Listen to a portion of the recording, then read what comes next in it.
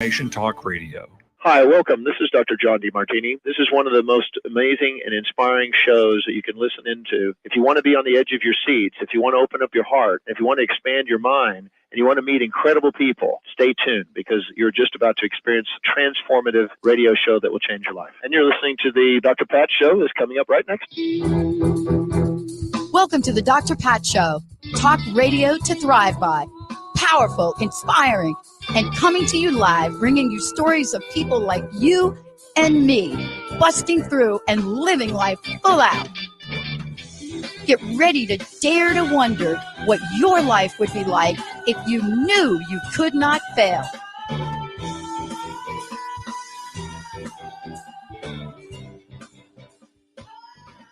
Hey, everybody, welcome. It's so great to have all of you tuning us in and turning us on. You know, many of you have heard me recently talk of growing up as an athlete, you know, what that was like. I mean, you've heard me share a little bit of stories here and there, especially in my profession, in the field that I love and still play and still compete in. But you haven't really heard me talk about the dark side of anything, you know, and it's hard to do because I think a lot of times, especially as athletes, we want to squash down what it's like to get there because we so love the sport we are in. But I got to tell you, I got a great, fantastic, absolutely out of the park. That was a sports metaphor. Out of the park author, M.K. Lever, joining me here today. Surviving the Second Tier. This is a book, but it's actually more than a book. What it is a story for our times. Because when you think about what does surviving the second tier really mean, and what is MK all about? Katie, former Division I athlete, yes. Current doctoral student, University of Texas, studies. I love this. Oh my God. I wish I could have picked my discipline in my program. NCAA rhetoric. This is a blockbuster novel that, in my opinion, should literally become a movie. And we're getting ready to talk about this as we follow Cicely Sis Jones, the only undefeated college athlete in the Amateur Fighting Association. Spotless record. But what does that mean to somebody's life? MK, great to have you. What an introduction. Thank you so much for having me. Well, you know, one athlete to another. Now, I got to tell you, I'm not quite like in the field you're in. I play a sport that when I tell people they laugh, that's okay. But you know, it is a competitive sport. I play table tennis at a competitive level. You know, I hold state championships, but I also understand what this is like. I mean, I went down the path of not even knowing that by taking a $10 award, I declassified myself. So you're here to tell us in a beautiful way. First of all, I love the way you wrote this. I love this. Thank you. I appreciate that. Every author loves to hear that. Well, I felt it. Can we talk about that for a minute? I know there are a lot of questions that I want to ask you about being a doctoral student. I know what that's like, but I got to get right at the heart of this. This book is about heart. It's about her heart. It's about your heart. It's about the heart of every athlete, right? Every college athlete that wants to excel, that wants to get on that first draft. But it's all the things your mama never told you, right, MK? Right, and I love the way that you describe that it's a book about heart, because, you know, I tell people that I've written this book about college sports, and a lot of my non-sports fan friends, they kind of write it off because they're like, oh, I'm not big into sports, but it's really more of a human story. And I did that on purpose, you know, because I think we as a society tend to really dehumanize athletes. We view them in terms of statistics or, you know, their salary totals or whatever metric we can put up against them and say, this is what you're worth. And we really dehumanize them like that. We don't see that human side. We don't see the struggles as much. And I really wanted to highlight, as you said, that darker side that doesn't really get publicized that much. And I want to talk to you about this because I don't want to give away the whole book. For those of you tuning in, Surviving the Second Tier, it's a fantastic book. It is, it is the kind of novel you pick up, you read, and you feel like you're right there, right? You feel every moment of what it's like to be sitting and doing an interview. And you feel the nerves. You feel, has my team really helped me? Do I feel betrayed? How bruised am I going to feel? How much should I take? But in the end, this takes people on a journey because answer this for me. This whole journey starts, and please answer this for yourself as well. It starts with a passion. It starts with, I love this. It starts with, I want to do this. I want to be this. Did it start like that for you? And does it start like that for Sis? Yes, I would say it definitely starts with passion and with drive. And those two things, they're viewed very positively, and they can be positive forces, but they can also be very dangerous and destructive forces. I think athletes are very good at pushing that line between positive and destructive when it comes to drive and passion and to wanting to be the best. And, when I was a college athlete, I pushed that line a bit too hard. I was injured and I would push myself through injuries. I wouldn't give myself a day off. I had a very harsh inner critic. And I never felt like I was good enough. But, on the outside, I must have looked really, really great because I was winning awards and I was doing well. And my team and I won conference championships, and it must have looked super glamorous from the outside. And people said, like, Katie, you're doing so great. You're living this dream life. And I was like, you have no idea what this is taking out of me. And when college sports ended, I really needed a way to process all of that because my identity was sort of taken from me when my sport ended. I realized years after I graduated that my coaches were behaving in an abusive way towards me, and that really, affected me negatively. And as I was transitioning to my doctoral program, I was losing sleep and, having flashbacks, having all of these horrible repercussions from, those 5 years when I was an athlete and pushing myself too hard and being pushed too hard. And so this book was really a great way for me to process all of that and to make sense of it. And hopefully other athletes can see themselves in it and also make sense of what they're going through or what they went through. I want to ask you this too, because you really touched upon something that's really, really important. In my case, and I'm sure I'm no different than a lot of people, I started out in semi-professional fast pitch softball at a very young age. By the time that I was 19, I had a torn, I just blew my knee out, and that became a lifelong journey. There's an upside to that story, which I don't think I have time to tell you today because this is really about you. But, when you get injured, you're right about this. I mean, I got out on the field, and back in the day when you blew out your knee, it wasn't like today. It wasn't like orthoscopic, you're in and out. This was a really bad thing, right? But when I walked out on the field with a full leg cast to play shortstop, Oof.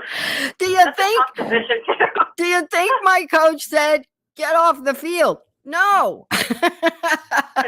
But I mean, I'm sorry I'm bringing up a silly example, but here we are today. And I want to ask you this question. You and I are not saying that people, and especially women, you'll never hear me say this, that people shouldn't explore their passion. I don't think that's what you and I are saying. And you're not saying in this novel, right? Right. Yeah, absolutely not. Okay. I think you can and should explore your passion for sure. But aren't you also, in a beautifully woven story, showing people a picture of what to prepare for? Yes, and that was another thing too. I wanted to paint a more realistic picture of college sports and of the industry because, like I said, it's so glamorized from the outside. And I love how you're talking about it. It's not a bad thing to explore your passions. I think that you should do that, but I think as you're doing that, whether it's in a sport or in your work or in a relationship or whatever, you shouldn't lose sight of who you are as a person, and you should take care of yourself in the process of exploring your passions and finding what you want to do in your life and going for it, because I'm a doctoral student right now. I'm also a freelancer. I am a head editorial for a company that I really care about, and I'm a creative writer. So I have a lot of different passions, and I have to really consciously make sure that I'm making the time to nurture myself and to nurture my relationship and to take days to rest and to take care of myself. Because if I don't do those things, then those passions are going to become harmful, and I'm going to burn out and hate what I'm doing. And I did that with running, and I don't want to do that with anything ever again. Now, I have to pick up on what you just said, but I want to get to the character, sis. A little background on me. I grew up in a boxing family. Just saying. When I was 5, most young girls living in the Bronx, coming from an Italian family, they get like dolls and, right back in the day. My uncles gave me an authentic pair of boxing gloves. Now, I don't know why they think about it. I don't know why they thought at 5 that I've even put together that I got the boxing gloves of a lightweight champion, and they gave me these gloves, and but I put them on and I couldn't take them off. This book focuses on a sport that is becoming quite popular. What was your thinking? Because you could have touched upon like a lot of things, right? But this is one sport in particular that there are now more movies being made of, more, especially around women, more conversations about, and yet nothing about the college level. Am I off on that? No, I think you're absolutely right. It's so funny because when I wrote the book, I had no experience. I wasn't a college fighter. Like, I was a runner in college. There was well, we threw elbows every once. No contact in distance running. So I don't have a fighting background. I started covering women's MMA after I published my book. And that was when I realized, like, wow, this really is a popular sport and it's gaining a lot of momentum, especially on the women's side, like you said. But when I was writing the book, I would just watch like MMA highlights. And I would try my best to describe that. I knew what like a right hook and an uppercut were, so there were some moves that I was aware of, but the rest of it was just me watching like ESPN and piecing everything together. And as I was writing, I was really insecure about it. I was like, I hope my fight scenes are good. Because I don't know what I'm doing there. But then people would, like, my test readers would get back to me. They'd be like, the fight scenes were the best. I was like, oh, thank God. Because I was kind of writing blind there. But the reason that I chose fighting is because, I think that there's a real brutality about the sport of American football that we're not really investigating enough as a society. And I wanted to use fighting as sort of a metaphor for that, for how we normalize that level of violence and head injuries and injuries in general and how damaging they can be. The thing with MMA, that we don't really see with college sports is that, these athletes have a lot more of a choice to fight, whereas college athletes, they're oftentimes fighting for a scholarship or, fighting to get out of, out of poverty and into a good career. And so there's not really that element of choice that an MMA fighter might have, whereas they could go off to another career. College athletes oftentimes don't really have that option, And so I really wanted to highlight how these athletes are sort of forced in a way to put themselves in the line of fire and damage their brains and their bodies in order to get by. And I didn't want to do football because I feel like football's been overdone. There's a lot of football movies and a lot of coverage around football. And so I wanted to make it a little more niche and a little more, I don't want to say violent, but just like a little closer to home where people could sort of connect the dots and say like, oh, maybe this is something that's really going on in college sports in a way. I want to take people on a journey. I want to give them a little hint about the story we're talking about. I mean, I want to just comment to you on how beautiful the dialogue is in here, because when I start to read things as I rise back up, still watching myself in the mirror in front of me, I notice a familiar likeness. I'm right there. See, I love that you wrote like this. I'm right there. And so I want to give our audience an essence of this journey. And and how it does start as a passion. You know, my mama used to say to me, girls, you got to watch out for the frog. And my stepmama was from the South. She had her first child at 12, second at 3. She'd say, you guys got to watch out for the frog. And we'd be like, okay, what is that about, warts? She said, no, here's the thing. So you ever notice when you take a frog and you put a frog in hot water, that frog is going to jump out. You're never going to catch that frog. It's gone. But try putting that frog in cold water and slowly turning up the heat. The frog doesn't even know it's going to boil to death. And my sense is, and what I've learned is that this is the essence and could be of collegiate athletics, because it does start out with the passion and the purpose. And before you know it, you don't even know that you have compromised your body. You may have compromised your values. You're not quite sure why you're still there. And despite being knocked down a couple times, you cannot not get up. Isn't that, sort of a simplified version of what we need to talk about? But the other part of this is there anybody there telling us, hey, you're about to boil yourself to death here, MK? Yeah, I mean, you touch on a lot of, I don't want to say good stuff, but realistic stuff there when you talk about that frog in the water, and how you just increase that temperature very, very gradually, and then before you know it, you're boiling alive. And I think that really speaks to the normalization of all of this in college sports. Like, when I graduated, I remember waking up on a Saturday morning and being like, wow, I don't have to run, 15 miles this morning. And thinking about how I had normalized, running 15 miles on a Saturday. And how, if you want to do that as a marathoner, that's fine. But it's just like, it just blew my mind how I normalized that, how I normalized, training on Sundays when I should have been resting and working out every single day. And letting my coaches tell me that I was lazy for not wanting to train through an injury and things like that.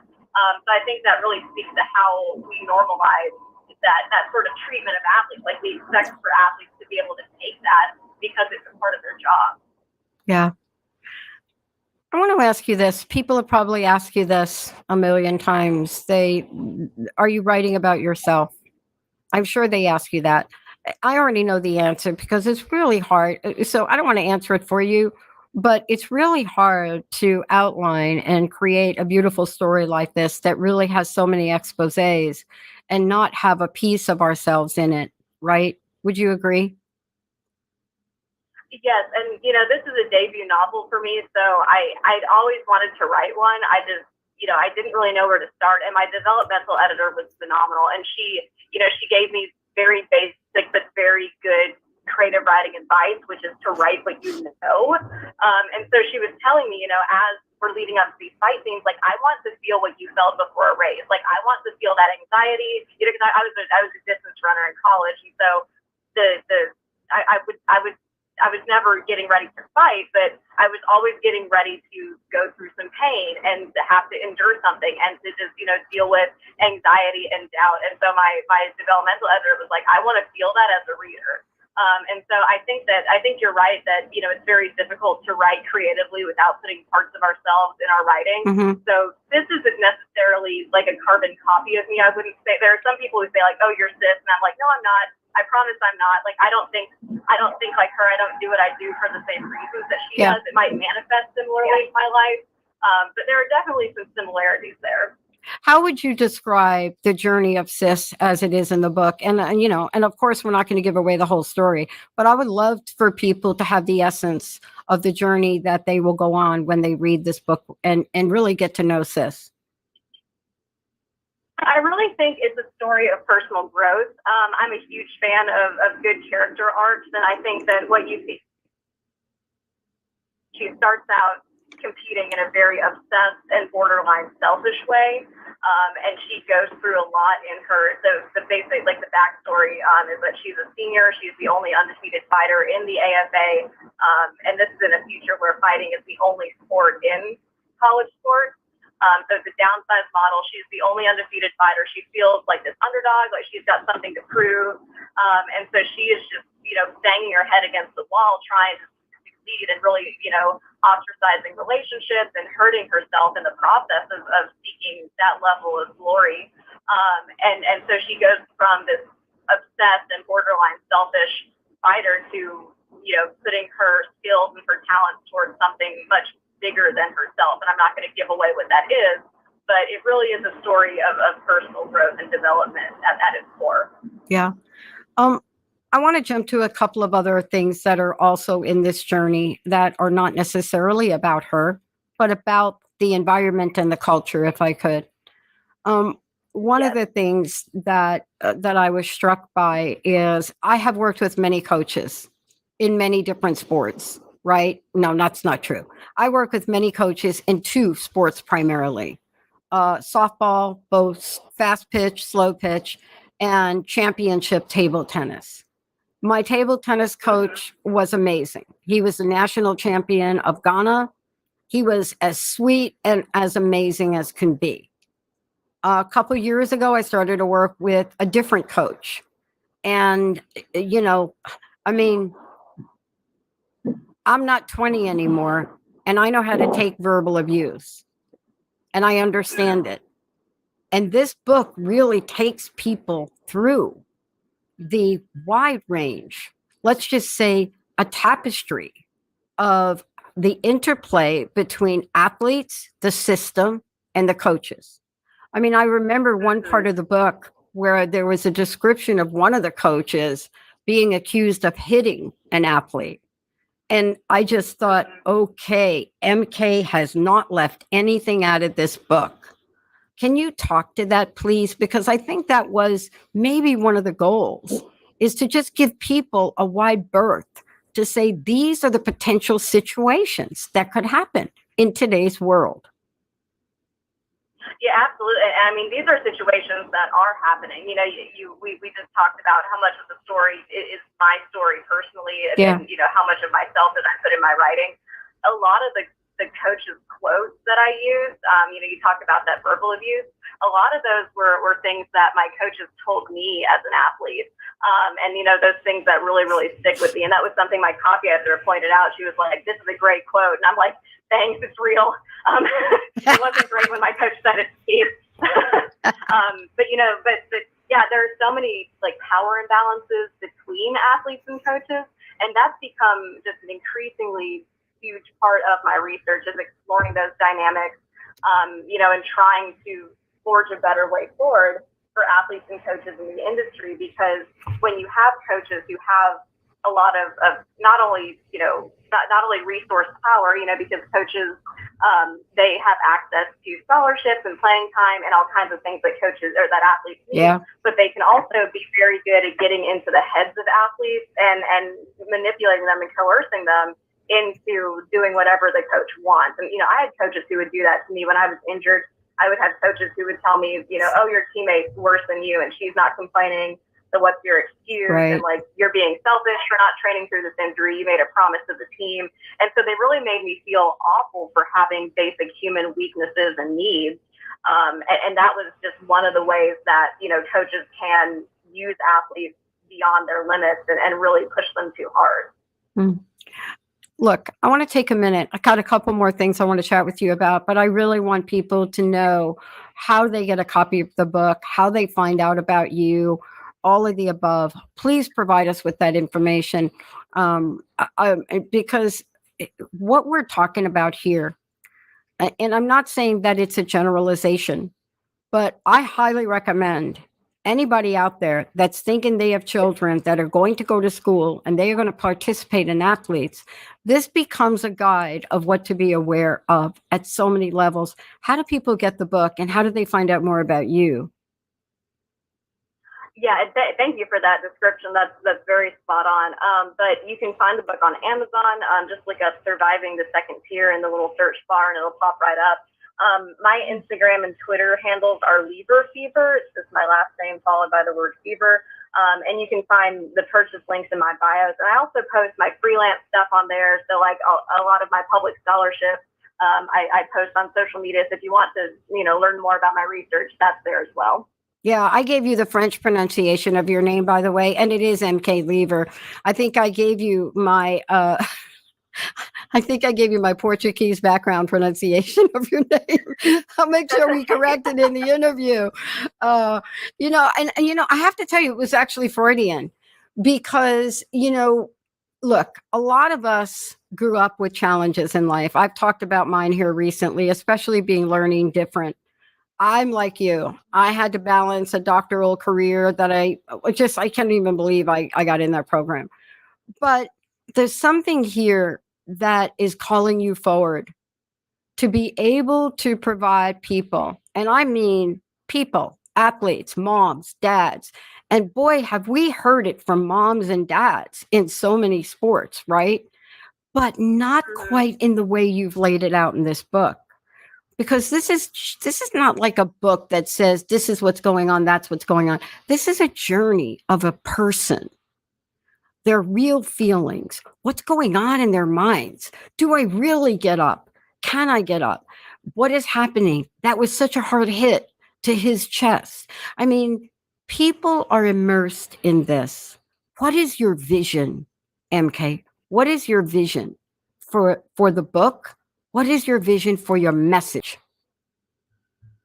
Well, you mentioned it being turned into a movie. That would be the ultimate dream, would be to see it on screen. Oh, yeah. Because one of I think the downsides of academic writing for me is that it's very much like get the information on paper however you can. Like just make sure you're getting the facts on paper. Whereas like with creative writing, you can get into the emotions and really get deep with it and take somebody on a journey. And so, my vision for this book is for it to be used as an educational tool for people. I really want people to read this and to think like, okay, I learned something about college sports in a very unique way, and I care about these athletes now, and I want to get involved. And so I wanted this book to be an educational tool. I'd love to get it out to as many, outlets and mediums as possible. And I want my message to be heard. That was my biggest goal of writing my book, was making sure that people were better informed consumers. Because I think when you're a better informed consumer, you are a more responsible consumer, even when, you're looking at an industry that is, arguably a monopoly. And that's going to be very difficult to take down. I think that just being aware of the challenges and the struggles that the athletes go through within that system is very important and very empowering for consumers. Here's what I want to say, and I love this.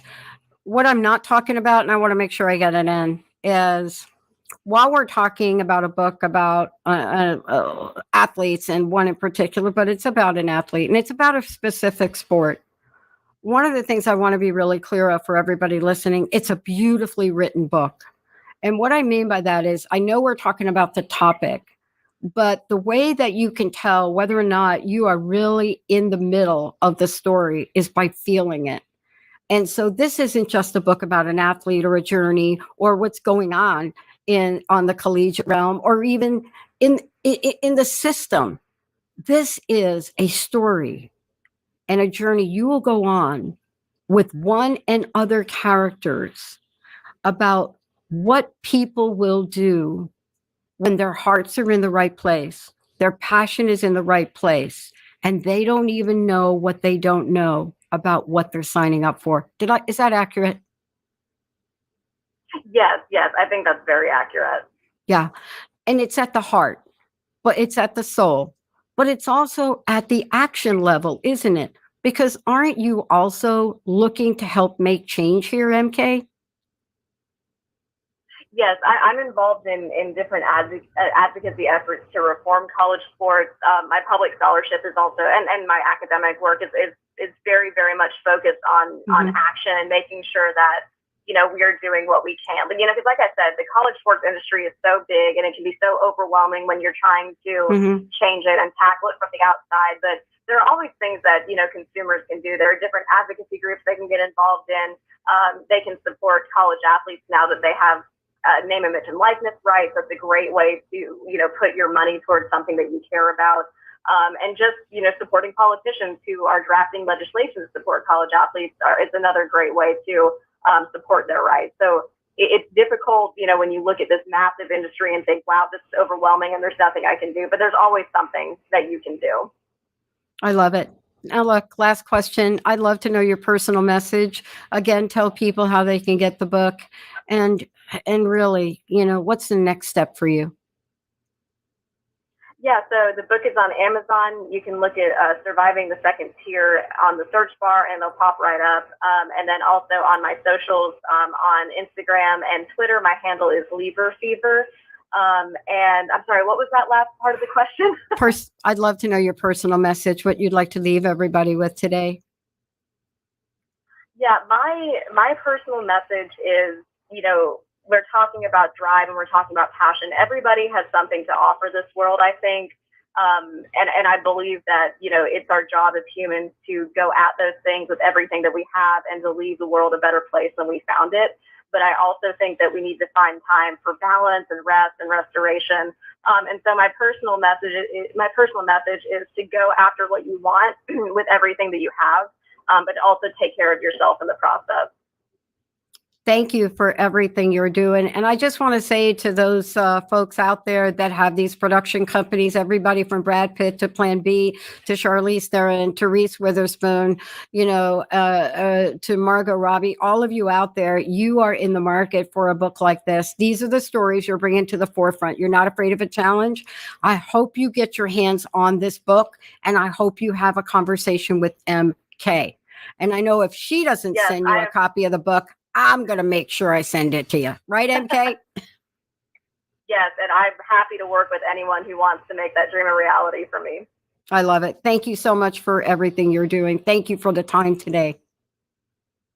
Thank you. I appreciate it. Everybody, MK Lever, Surviving the Second Tier, Amazon. Great book. Share it. Give it to your moms, the dads. Please read the book. All right, everybody, short break. We'll be right back.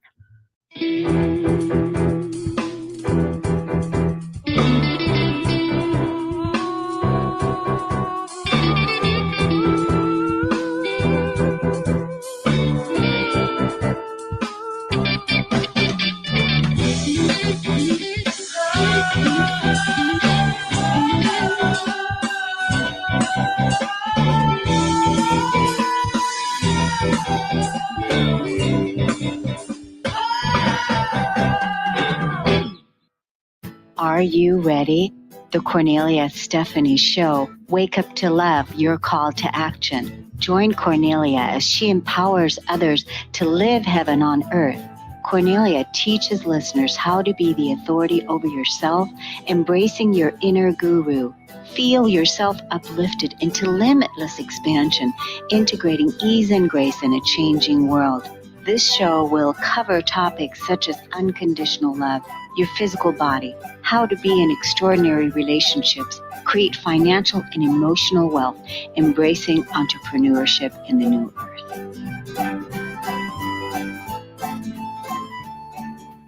Hello, everyone. Thank you so much for tuning into the Cornelia Stephanie Show, Stories of Hope Today. My guest today is Jenny Kahn.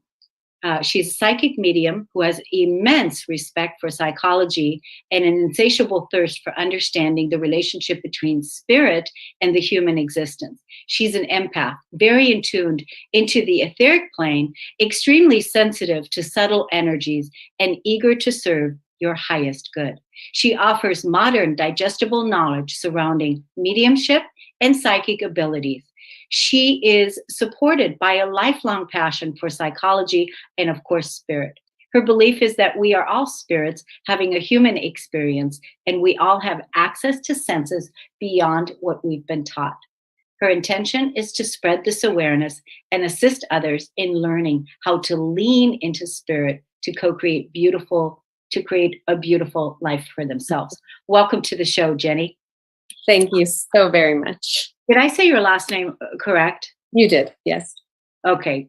I didn't ask you that before the show. So we were talking and I asked you, because you are a psychic, and I said, did you psychically draw yourself into this experience, right? And then you said, I think the quick answer is yes. And then the story behind that was I just launched my own podcast, and I really wanted to dip into the energetics of how this work is done. I my energy can break things that are tech oriented. And so I tend to stay away from anything that is involving a microphone or a laptop. And so I knew that I needed to get familiar in this atmosphere. And so I joined the podcast collaborative Facebook community, I believe. And it was so many people and so many opportunities that I felt a bit overwhelmed. So I let my intuition guide me on like 2 different days. And I just only reached out to the people that I got that gut hit that would be a good fit. And then I kind of surrendered and I didn't do it again. And everyone that I did reach out has contacted me. And so it actually has worked out beautifully because I am learning as I do this with you. And now I just feel supported from the other side because everything has gone easily thus far. I have not broke anything that I know. Well, the mic didn't work, but we're past that. We figured it out. Yeah, and that was just a very short thing. I mean, you should have seen there were so many other things that have happened before in different areas. But I just want you to know that a lot of times when people come on this show and when they are sitting in this energy together with me, is they feel seen, they feel heard, and they feel seen in their highest, because this is the work that I've done on myself and also what I bring to other people, which is why the Stories of Hope is such a huge success.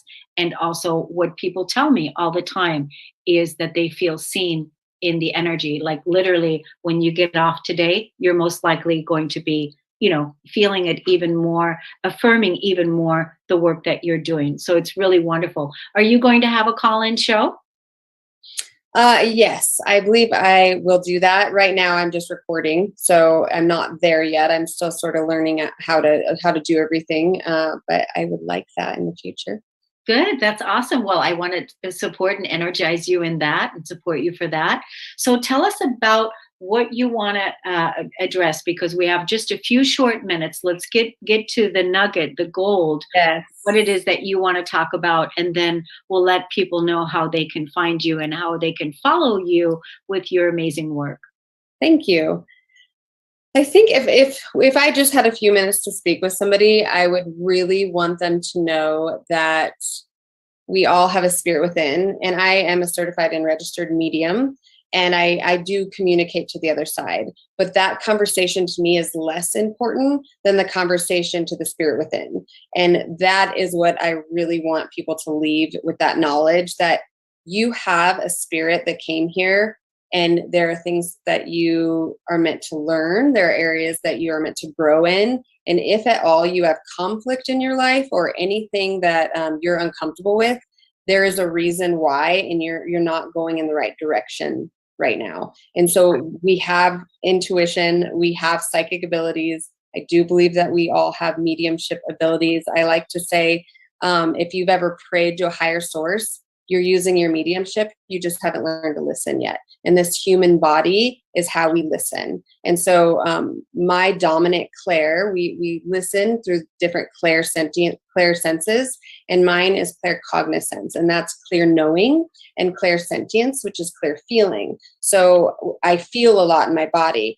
and I think my dials were turned a little too far up in my life. So I would have anxiety. I would even think that I would have multiple personality disorders because I would feel so much in different settings. And until I learned how to turn those down and have healthy energetic boundaries, I was really not in a healthy or happy place. And so I like to say I fought my way out of a very dark hole with a fork because I could have been a stereotype. I could have definitely stayed where I was at. But I knew if other people were living beautiful and healthy lives, that it was an option for me. And so I just kept asking questions and seeking help where I didn't know how to help myself, surrounding myself with people that believed in my dreams, even though they seemed so unpractical at the time. And I learned how to heal from the inside out. And so now my work, my mission, my love is to help other people have that conversation with the spirit within, learn how to listen to their body, learn how to lean on spirit, the universe, the other side, to help them create a life that they love.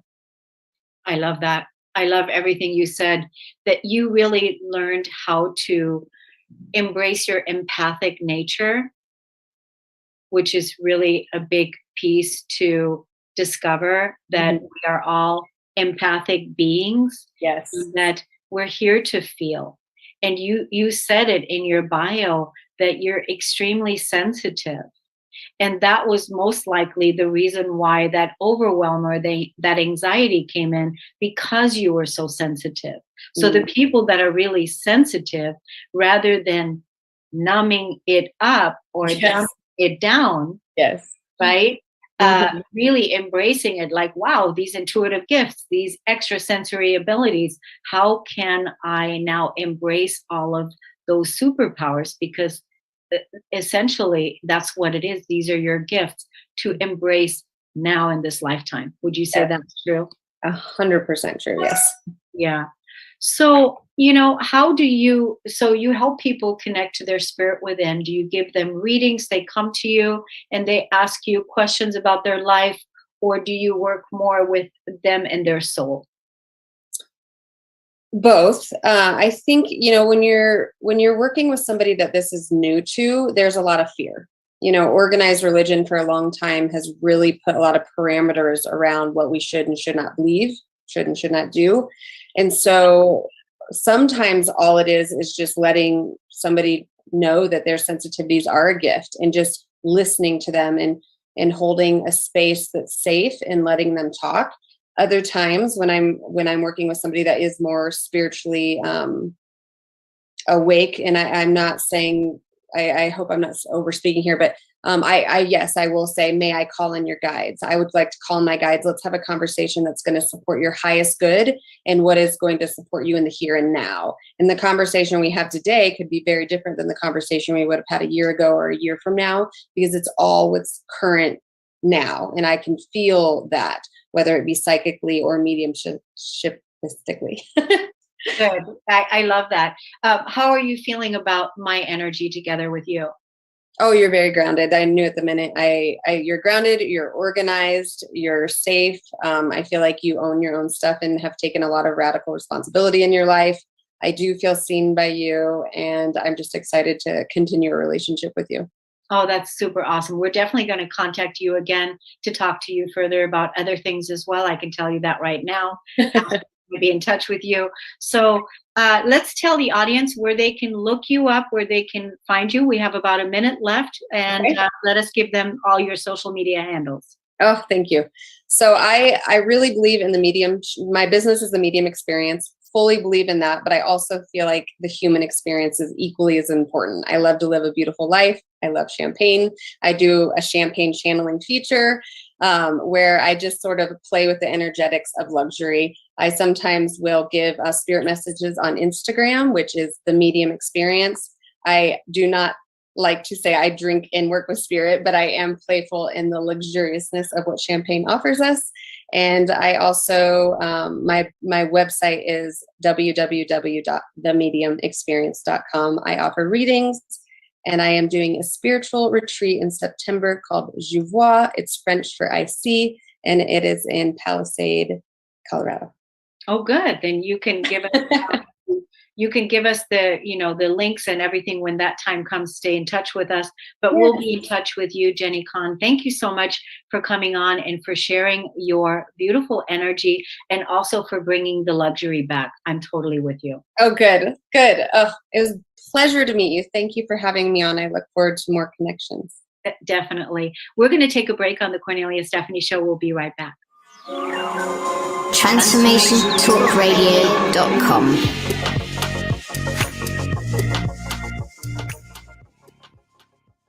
Everybody, welcome back to the Cornelia Stephanie Show. Stories of Hope. Today, I want to introduce you to Mary Held. When I watched her videos on unfreezingtrauma.com, go to unfreezingtrauma.com and look at those videos and hear Mary talk. You have to watch it. They're short videos, so 10 minutes. Anybody that you know that's suffering from trauma needs to listen to this. Mary Held has spent 11 years suffering with debilitating seizures, despite following the recommendations coming from different diagnoses of physicians, neurologists, and psychiatrists. She then was introduced to the eye movement desensitization and reprocessing called EMDR. And after 4 months of intense therapy, she was almost seizure-free and full of joy. Her current mission is to tell everyone that she can about this unusual therapy and how it changes lives. Welcome to the show today, Mary Held. Thank you very much, Cornelia. I'm glad to be here. So here you are, completely seizure-free, where before you were having all of these seizures and they were telling you, maybe it's this, maybe it's this, maybe it's, what did they call it? Epilepsy? Yes. You went with epilepsy for a long time. Right. And now you're seizure free. So you got introduced to the EMDR. That's the part I didn't finish watching on your videos. Where how did you get introduced to EMDR? Well, I go to 12-step meetings. Okay. And I was in a meeting having a seizure, and the man sitting next to me touched my arm, and I calmed down, which usually doesn't happen. And after the meeting, he said, I think you could use EMDR because it's been very useful to me. And so he gave me the name of his therapist and gave me the titles of some books. And I thought about it for a while and built my courage up for a while, built my hope up for a while, and then started making calls to try to find someone. That took a while, and it takes a lot of effort to make those phone calls. It's not like you sit down and you make 3 or 4 in a day. You make one a day, then you build your hope up and courage up again to make one tomorrow. Finally, I found someone, and we really clicked. I really trusted her, and off we went. I mean, I find it so interesting that our medical system failed you. If you wouldn't have been at the 12-step meeting and the man wouldn't have put his hand on your arm and said, I think you could use EMDR. That takes courage to do that, to say that. And then you receiving the help that you needed in order to be able to be seizure free today. I just think this is like a divine appointment. It is, a miracle in the making. It is all of the above. I just find this such extraordinary storytelling and life experience. Yeah, when you're open enough and you ask for help, it's like you create this energy pool that people will come and help you, I think. Yeah. That it kind of happens that way. Yeah. Now, Mary, you are a mathematician. You've been a teacher, right? All of your life.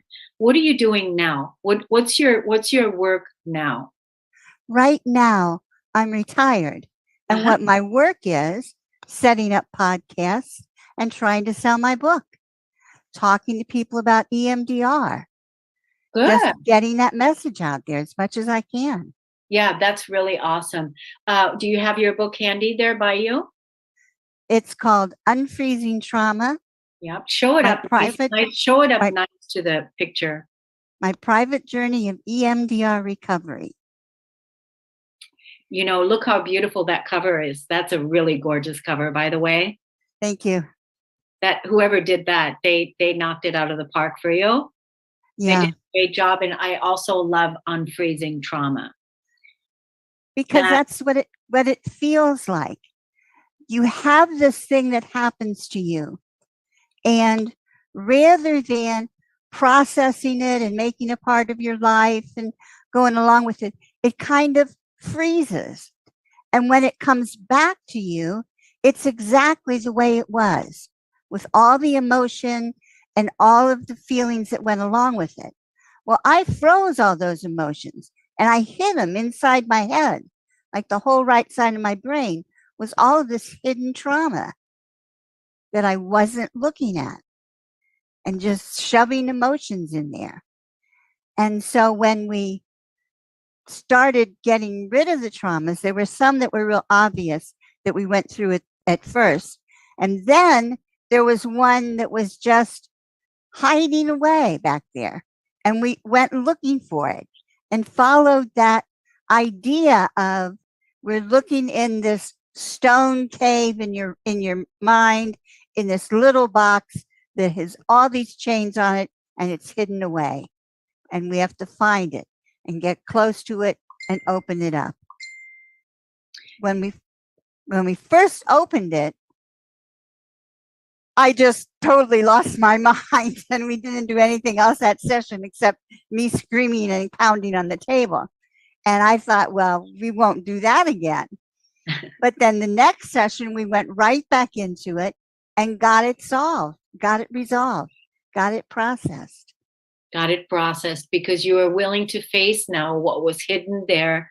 That was a traumatic experience that happened in your life, whether it was in this life or another life, but wherever the trauma came from, it's yours, and it was causing seizures.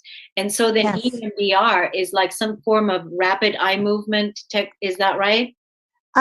It's a bilateral stimulation. So, like, I followed her fingers going back and forth in front of my face. They some people use light bars. You can use headphones with a tone that goes back and forth. With children, they'll often tap one knee and then the other knee. It just stimulates both sides. Okay, it stimulates both sides, which basically then opens it up rather than shut it down, because maybe the seizures was because it was an imbalance and it was shut down in the brain. It was like frozen in the brain. Frozen in the brain. Wow. Frozen in the brain. So how long have you been seizure free, Mary? I've been seizure free actually for about 15 years now. That is extraordinary. I mean, it's just a joy. It is just a daily joy. I still get joy from doing little things, from being able to do little things, because I wasn't able to do hardly anything. You know, for the first 5 years of the seizures, I couldn't do anything on a regular basis. I couldn't predict that I could be so seizure free enough to do something. Yeah. Were you able to drive your car? I don't know if this was legal. The doctor took me off for 6 months while we went through and made sure that I had an aura for every seizure. And if you have an aura, then you know a seizure is coming. So I always knew a seizure was coming, so I could pull off the road if I was going to have a seizure. Now, I don't know if DMV likes that, but that's the way it was. Yeah. I'm so glad that you were in the 12-step program, that man put his hand on your arm and that you listened to him, because you could have just also said, what is EMDR? What is he talking about? Never did anything about it. And you actually saved your life. He saved your life. And now you're helping other people. I want to be able to tell everyone where they can find you. So let's give all those social media handles. Like, let's give that website that I talked about earlier, the unfreezingtrauma.com, unfreezingtrauma.com. And then are you on Facebook as well, Mary? Facebook at Unfreezing Trauma. Facebook at Unfreezing Trauma. And then are you on LinkedIn or anywhere else? What I'd like for people to do is just email me if they have questions. My email is unfreezingtrauma911@gmail.com. And then they can just contact me. Good. And then the other thing is they can go to Amazon and buy your book. Amazon.com and buy the book. And buy the book. Yeah. Yeah, that's fabulous. I think it's so wonderful what you're doing. I was so impressed by seeing those videos. I really like that website. Is that part of an organization, or is that your website? It's just my website. Yeah, that was really well done. I just want to give you all the kudos, amazing book cover, great videos, straight to the point. You told the story so well. And I love that you're out there now helping other people. And definitely, I'm glad that you came on this show so that we can spread your message out. Well, thank you for having me. Yes. So would you like to leave the audience with any particular message? Anything of hope that you want to say before we close out today? I know that it is hard. Anybody who has trauma, anybody who's dealing with PTSD, this is very hard. And it is hard to get the energy and the hope together to start something new. But this one works. This one is worth it. So if you can get it together, get yourself together, try to make some phone calls. On my page, there are resources. You can go to Psychology Today, search your area for a therapist, search for a therapist that knows EMDR, call them, make sure they're using EMDR. Do a little bit of talk beforehand because you're going to want to trust them because your mind is going to change. Your memory is going to change. How you feel is going to change. How you think is going to change. Things are going to move around and you want to trust somebody and make sure they didn't just, give you some drug to make it happen, because at times it feels like they put a computer in your brain and you just have all this new stuff. Thank you so much, Mary Held. Thank you for listening and tuning into the Cornelia Stephanie Show. See you. Bye. You've been listening to the Cornelia Stephanie Show, Wake Up to Love, your call to action. Tune in each week on Transformation Talk Radio. Cornelia's joy is to engage others in practical ways, showing us how to live in the new earth in harmony with our true nature. For more information on Cornelia and her extraordinary work, or to listen to past shows, go to her website at corneliastephanie.com.